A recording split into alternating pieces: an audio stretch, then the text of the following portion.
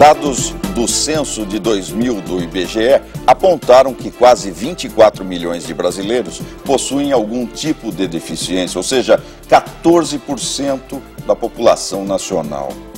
Essas pessoas especiais estão sendo preparadas para assumir seus papéis como cidadãos? Falta parceria entre a sociedade e os deficientes? Este é o assunto do programa Cidadania no Ar de hoje. E nós vamos conversar com a advogada Vivian Regina de Carvalho Camargo, que é presidente da Comissão de Apoio e Assistência ao Deficiente da OAB Campinas, além de ser membro da Comissão de Direito das Pessoas com Deficiência. Obrigado pela sua presença. Boa noite. Também com a doutora Terezinha Andrade, advogada, socióloga e membro da Comissão de Apoio à Assistência ao Deficiente. Boa noite.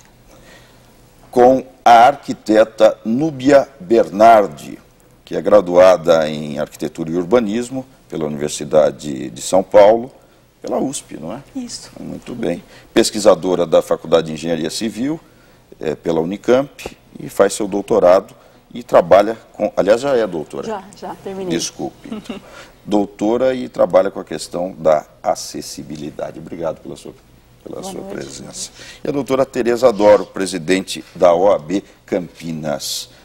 Doutora, está recebendo muitos e-mails lá na OAB, não está? Graças a Deus. Por quê? O telespectador vai participar do programa de hoje pelo e-mail cidadanianoar@tvseculo21.org.br ou pelo telefone 0 operadora 19 3871 9620. A OAB tem muito deficiente contratado? Pelo número de empregados que nós temos, de funcionários, nós temos 5 deficientes trabalhando na sede da OAB em Campinas. Doutora Terezinha Andrade, vou começar pela senhora, que é deficiente visual. Pois não? É portador de necessidade especial ou deficiente mesmo? É pessoa com deficiência hoje, né? Que a legislatura, a literatura, utiliza essa expressão que é uma expressão mais adequada. Porque não é uma pessoa portadora de deficiência, ela não porta, né?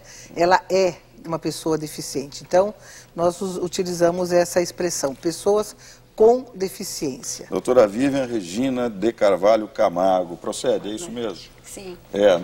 Certinho. Eu me lembro que eu entrevistei há algum tempo um vereador de uma cidade próxima, americana, que apresentava uma deficiência. Ele falou, eu não gosto desse negócio de portador. E estava na moda isso, era portador de necessidades especiais. Acabou isso então? Não, acabou. Eles não portam, eles têm alguma deficiência, uma pessoa com alguma deficiência. Mas isso é bobagem, é a mesma coisa. Portador de deficiência, com deficiência ou deficiente, é a mesma coisa. Popularmente não tem diferença alguma. Doutora Terezinha, é a mesma coisa? Eu acredito assim, que a palavra portador, ela traz um peso. Por esse motivo que foi tirado a expressão. Eu, por exemplo, nem uso a expressão deficiente. Eu uso a expressão limitação. Penso que as pessoas que têm uma limitação aparente, de maneira geral, né, são aparentes, essas pessoas são pessoas diferentes. Então, já vou emendar uma pergunta para a senhora, que é a seguinte, olha só que interessante. A nossa sociedade é capaz de conviver com as diferenças e limitações de cada ser humano? Infelizmente, ainda não. A nossa sociedade ainda não está preparada para aceitar as pessoas limitadas, aparentemente limitadas, para que essas pessoas exerçam a cidadania no seu sentido amplo, né? Então, ainda nós percebemos, mesmo nos grandes centros, não é só em cidades assim, menos politizadas, mas mesmo em grandes centros ainda se percebe a não aceitação da pessoa com uma limitação.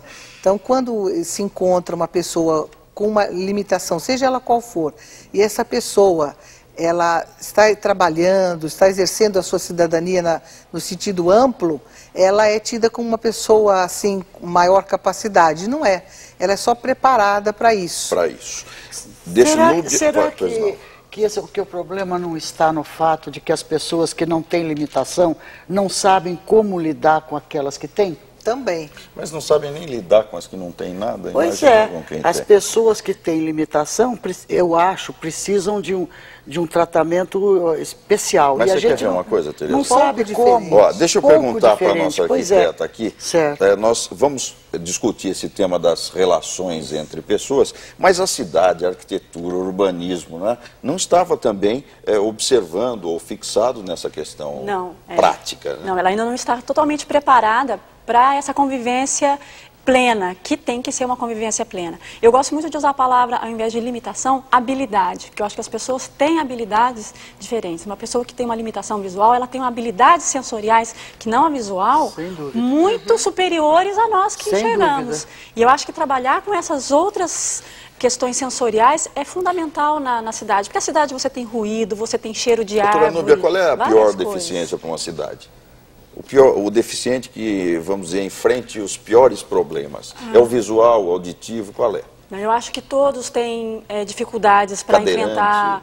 O cadeirante é muito pelo problema que a gente tem nas calçadas, para atravessar a rua, né, todos esses buracos que a gente tem na rua, escada, para você vencer grandes vãos. Mas eu acho que todas as pessoas com deficiência têm essas limitações que a arquitetura poderia suprir isso, e deveria suprir. Isso devia ser lei, né? Obrigatório, já é lei? Já é obrigatório, né? Já é. O que eu digo assim, é que o deficiente leva a bandeira, né? A gente leva a bandeira, mas uma rampa é bom para qualquer pessoa.